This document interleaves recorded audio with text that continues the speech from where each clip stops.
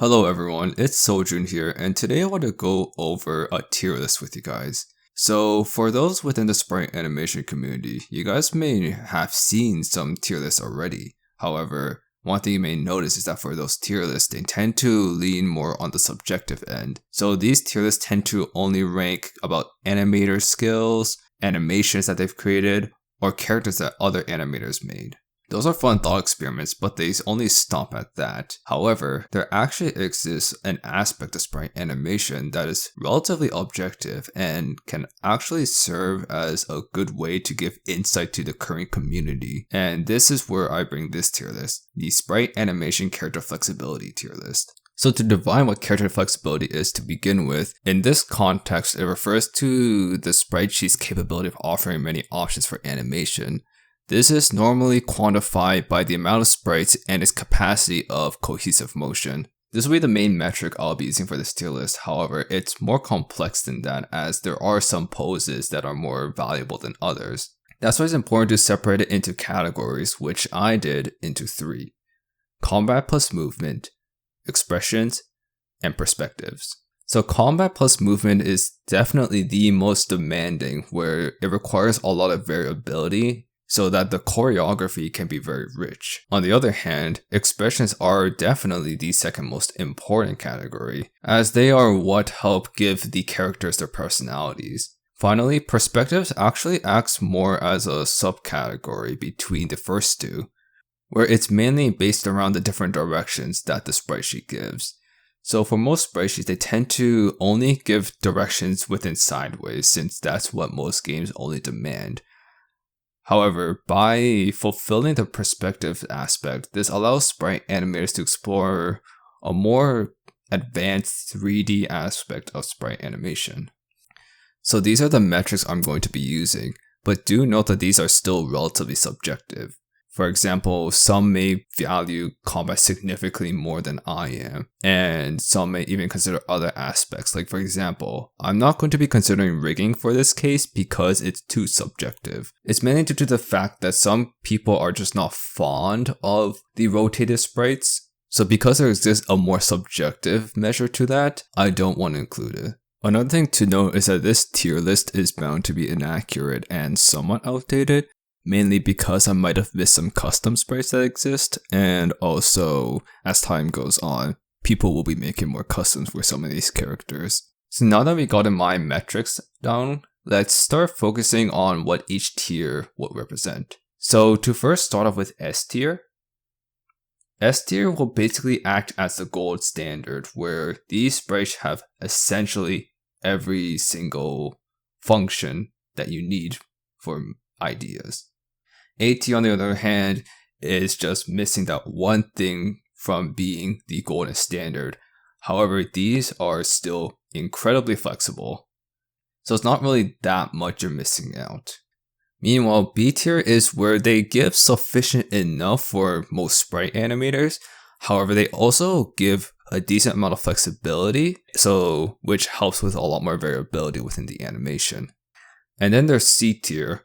C tier essentially gives the bare minimum, where it is possible for someone to create a sprite animation. However, their ideas still tend to be relatively limited, but they still serve their purpose and they do a decent enough of a job, where at least the viewers cannot tell how limited the sprite sheet is. D tier, on the other hand, is where you really start to notice its limitations, where the sprite sheets tend to be very limiting and only for a certain use case, or their sequences are actually not very smooth at all, so a lot of manipulation is required to smoothen out the rough edges. However, these sprite sheets give just enough to make a decent animation. And then finally, there's F tier, where F tier is basically where you just cannot animate them. They just do not have enough. So now that we have established these in the way, let's start discussing more in depth and ranking the characters that belong in each tier. So for the S tier, when it comes to the gold standard, it is not a surprise for most animators to see that the characters that will fall under here are GBA Sonic, Shadow, Mario, and Luigi. These four, at the very moment, stand as the golden standard for sprite animation and sprite sheets. So one thing to note is that for Sonic and Shadow, they actually already had a decent amount, mainly due to Sonic Battle and Sonic Advance, where they were given a decent variety of sprites in various different categories. However, the Sonic sprite community pushed them even further from that good start to a point where they are incredibly flexible in every single category and can basically function in every area. Meanwhile, for the Mario Bros., they had their start from the Mario & Luigi series, more specifically Superstar Saga. These characters had a lot of perspective and expression poses, but for combat, these characters didn't really have much. This, however, changed mainly due to the development of Super Mario Bros. Z, where Mark Haynes ended up creating a lot of combat poses for these two, which gave them enough sprites for combat. And it wasn't just Mark Haynes, eventually other Mario spriters end up taking the mantle and expanding these characters even more. So these characters are the most flexible characters that currently exist within the sprite animation community.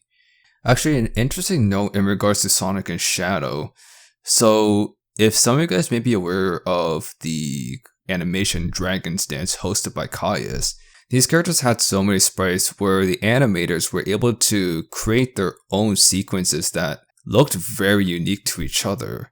And I would argue that these guys have so much that if someone else were to create another collab like Dragon's Dance, it is very likely that the collab could look very different just because of how varied these two are. So these four absolutely are not only very beginner friendly, but also have the sufficient amount of sprites for exploring the perspective aspect of sprite animation. The interesting part is that while these two excel much more in the combat aspect, these two also excel in the expression and perspectives, mainly perspective expressions where they are able to interact a lot more in the 3D environment. So it's an interesting dynamic where these two are just the overall gold standard, whereas these two are still good, but fall a little short compared to these two, but excel in the perspective category. So let's move on to A tier. So the characters that fall under A tier are these guys.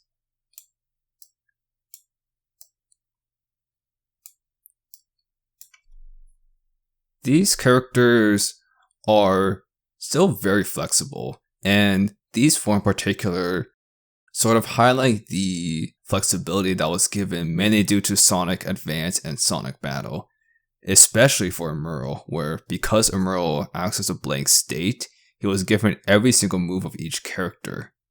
These three, on the other hand, were expanded further with their expressions, even some perspectives from Sonic Advance, and these three have also gotten a decent bit of custom sprites. Yoshi, on the other hand, didn't really actually get that much of a good start, but because Yoshi was a main character in Super Mario Bros. Z, this also pushed him quite a bit, where there were a lot of sprites made for him, and thus he was able to match with the rest of these guys. So these guys are very close to the S tier, and the only thing that are actually missing are mainly perspectives. So these characters have some perspectives, but they don't have all the important directions that are necessary for them to be flexible. So despite that, these characters are still basically as flexible as these guys. It's just that these four are standing as the golden standard, whereas these five are very close to that, where they just need a bit more of a push, and they will essentially be right over here.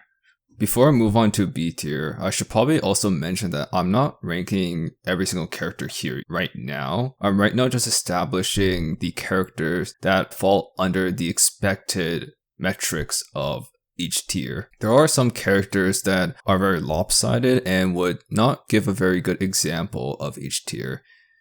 So moving on to B tier, so the characters that I think fall under here are... I'll keep it at these for now, since the other guys are a little bit more of a interesting case. So for these characters, I was actually surprised about Knuckles since he had the same treatment as these three, but at least from what I've seen, I haven't seen that many sprites for him. Meta Knight, on the other hand, is interesting, mainly because the fact that originally he would have been here. However, actually due to my development of my old series, me and my friend created some Meta Knight custom sprites where I focused more on the perspective aspect, where my friend also did some perspectives but mainly did some combat sprites for me. And these developments alone bumped Meta Knight's flexibility up to B tier, where now has enough sprites where he can be very flexible. That being said, he isn't exactly perfect, where I think there's still a decent bit of sprites that he could have for combat, but he's still relatively very well-rounded for any animator. Knuckles, on the other hand, he's mainly missing perspectives to be considered an A tier or S tier, and also for his combat, at least from what I've seen, because it's only just his base sprites, it's pretty good still, but it doesn't reach the same quality as these guys. But what separates him from falling to C tier is the fact that he has a lot of expression sprites, mainly due to Sonic Advance. So it definitely keeps him afloat right over here. And then now we get into C tier. Now C tier and even D tier and arguably F tier are actually the most common categories you're going to come across when you're trying to find sprite sheets for these characters. So to demonstrate this, I think this tier, the characters that would fit here are absolutely all of the JOS characters. So JOS, or I believe it's called Jump Ultimate Stars, is a DS game which features all of these characters where it's a simple fighting game, but it isn't nearly as in-depth as some other fighting games like Street Fighter, Marvel vs. Capcom, if I'm correct, Street Fighter, and King of Fighters. These guys were given the bare essentials, and this is essentially what you're going to be coming across most of the time when you find sprite sheets for other characters, especially when you sort of delve more into the fan realm, like such as Mugen. However, for these sprite sheets, they're just serviceable enough where you can still make something out of them. This is where things start becoming quite limiting. However, these are still doable enough where the viewers most likely cannot tell how limiting these are. And then we get into D tier, where things get really messy. So the characters that definitely fall under here are this, and all of these guys right here. So I guess for some things to note, so I already mentioned that D tier is where things start to get really clunky and you get very limited. For example, Deity has very limited movement, such as a lack of a proper running sprite. Same thing for Galactonite. And the rest here are just very clunky. So I guess to also clarify for this character here, this is mainly to represent just the default Maple sprite sheet you'll be getting through the Maple Story character builders. This isn't to represent all the different customs that exist out there, because there doesn't exist customs for all of the outfits exist out there. So if we're working purely based off what you get from the simulator, it absolutely falls under D tier. And I think one good animation that highlights is one made by Jose, where they were still able to get something done. But if you compare all the basic poses you get with Maple characters compared to the rest of up here, you can notice things aren't that smooth, and it's not a fault of Jose, it's just mainly the limitation of the sprite sheet. And another thing to note is that Mecha Sonic here is actually in D tier, surprisingly, because of the fact that he's salvaged mainly through rigging. However, this kind of opens a Pandora's box of what is good enough to be riggable, so that's why I excluded it. And for the basic customs you have, he's not that great. And then finally with F tier, so this category is where, like I mentioned before, you're just going to get nothing. So I just pulled a couple examples. There's significantly more out there, but there's, for example, these sprites from, I believe, some kind of mobile game for Attack on Titan. and then unfortunately the Pokemon sprites here. They just do not have enough to make a decent enough of an animation. So this is where, unfortunately, when you're trying to look for some characters, these characters, or at least in these styles, I know there are fan styles of these two, for example, that can be animated. However, you're gonna find a decent amount of sprite sheets for some characters that you might want to animate that will just not be possible. And this is a small selection I'm choosing here, but it is significantly larger when you try to look around for some sprite sheets. So with these characters done, these serve as the definition of each tier. And I actually forgot to add Rouge into this category, where Rouge is surprisingly the only one that hasn't appeared in Sonic Advance. And as I know for now, I haven't seen any customs for her. However, she still has a decent enough where she's still in C tier. And now I think it's important to go into the more interesting cases.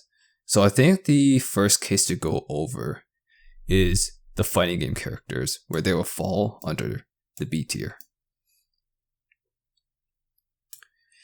These characters are a very interesting case where they're more on the extreme end, where they are A tier to even S tier material when it comes to combat sprites, but they lack completely in perspectives, and they only have very few expression poses, whereas Meta Knight has a decent amount of perspectives, Knuckles has a large amount of expression poses.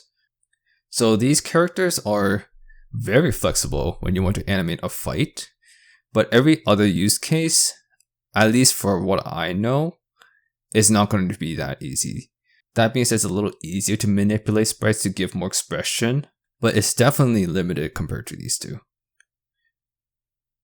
And Mega Man and Zero, I believe this is Mega Man 7. I don't think I recall this style, unfortunately. I haven't animated these characters, by the way, so this is from my personal judgment. I believe these characters, from what I've seen for the sprite sheets, are sort of the same case for them, where they actually have a lot of fighting poses, but at least from what I've seen, expressions and perspectives are lacking. And I heard from someone that Zero is limited in movement, but I'm not too sure about that. And then for our second batch of interesting cases, I think we should go over these characters. I actually wasn't too sure where to put them. I initially put them in C tier, but now I'm not certain. So for now, I'll put them in C tier, but I haven't animated these characters, so I'm not too certain. So this one I'm uncertain of. But for Bowser's a very interesting case where he also just realized I forgot Kirito, where he also isn't a fighting game, Dengeki Bunko in particular. But going back on track, so Bowser is an interesting case where he is incredibly lacking in combat poses, where he probably is probably D tier, maybe C tier, because I know he is pretty limited also in movement as well, where you don't see a lot of like running poses in different directions, and a lot of jumping and hurt poses, I believe. However, his perspectives and expression game is arguably just as good as these guys. So it's really weird to rank him since it sort of balances out to around this area, but I will probably say the top of C for now, where he definitely has some issues, mainly with combat, but everywhere else he is incredibly flexible.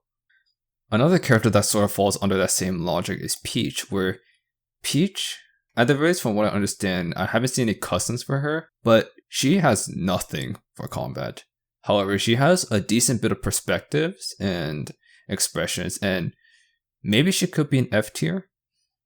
But I think that alone already gives her just enough flexibility where you can make a specific niche animation without her fighting.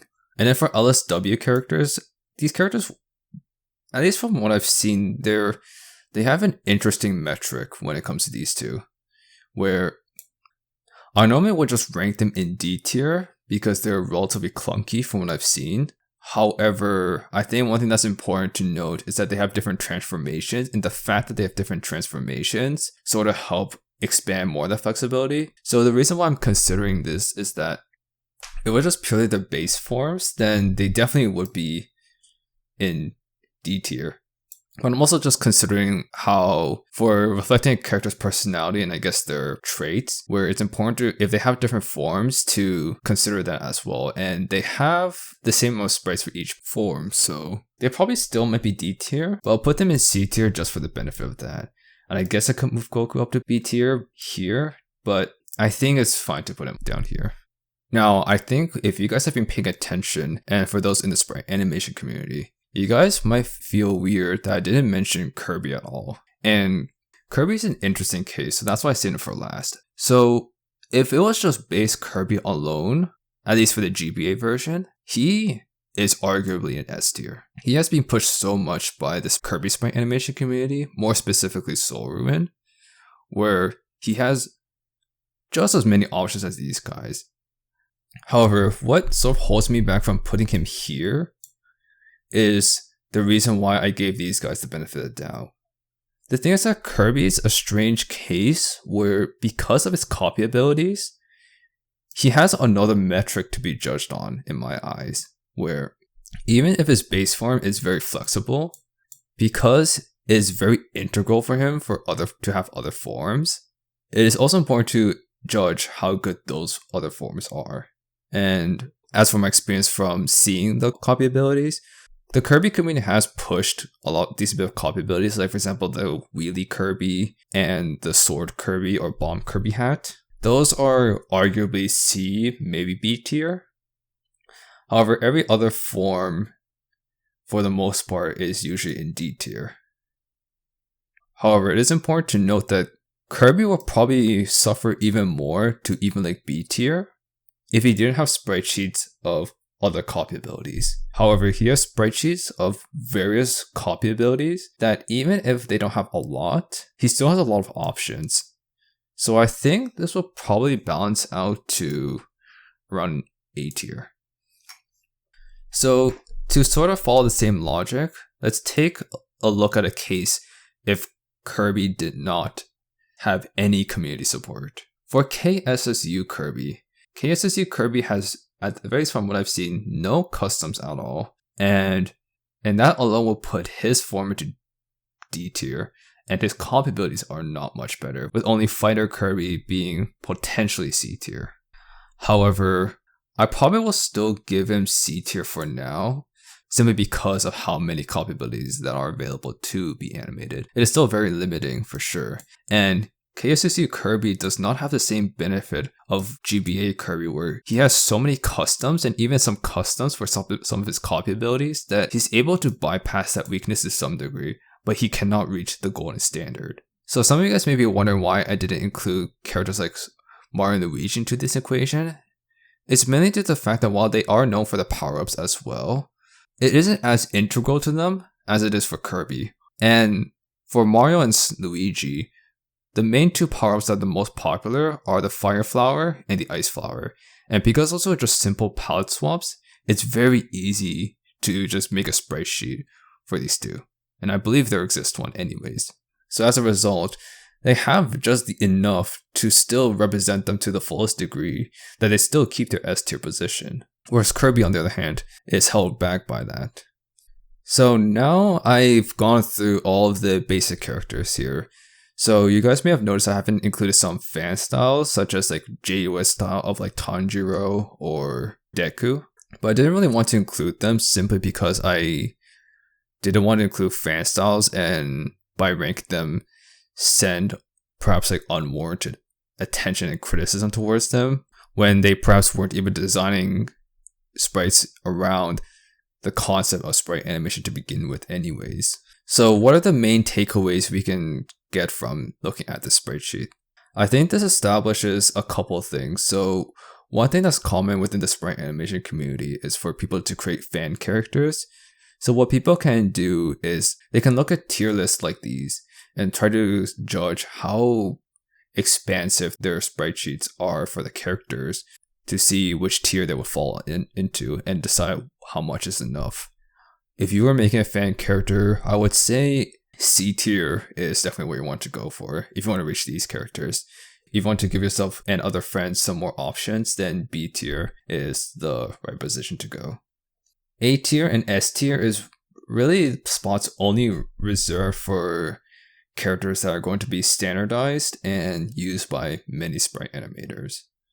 And the second takeaway we can get is to actually give some insight to what our community looks like and to a slight extent its meta. So what I mean by meta is that currently Sonic and Kirby animators are very popular, especially Sonic animators. And while these two come from very popular franchises, we still see that there is an objective level that adds an extra incentive for people to animate Sonic and Kirby as opposed to the rest of these guys, where Naruto is arguably up there as a popular IP, but because of the lack of sprites, he isn't explored as much.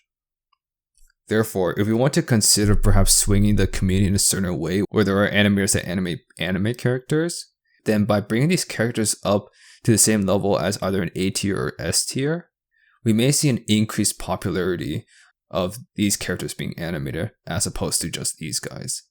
It's important to keep this in mind since what makes sprite animation so appealing is its accessibility, where the existing sprites out there give people a very beginner-friendly way to dip their toes into the animation field. So that's why it's important to consider tier lists like this, where we get to sort of see how our community currently stands up in regards to that accessibility, and to see which characters would take up the mantle of providing such accessibility compared to other characters. So that's about it for this video. I'll link this tier list down in the description if you guys want to make one yourself. I might expand this even further. Just let me know in the comments which ones you guys might want. And besides that, that's about it. I originally was trying to see if I could make this a more scripted video, but I had a hard time trying to figure out how to pace it properly. Plus, it would have been very time consuming, so I wanted to test out a more informal format like this. I hope it was entertaining regardless, and I'll probably just swap between a more scripted video as opposed to this kind of video, depending on the topic in hand.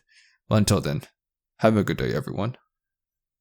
Be sure to like and subscribe if you enjoyed this video. Be sure to check out my Twitter as well, as I've been doing some pixel art mainly with Pokemon. I plan on opening up commissions in the next few months, so be sure to be on the lookout and follow if you're interested.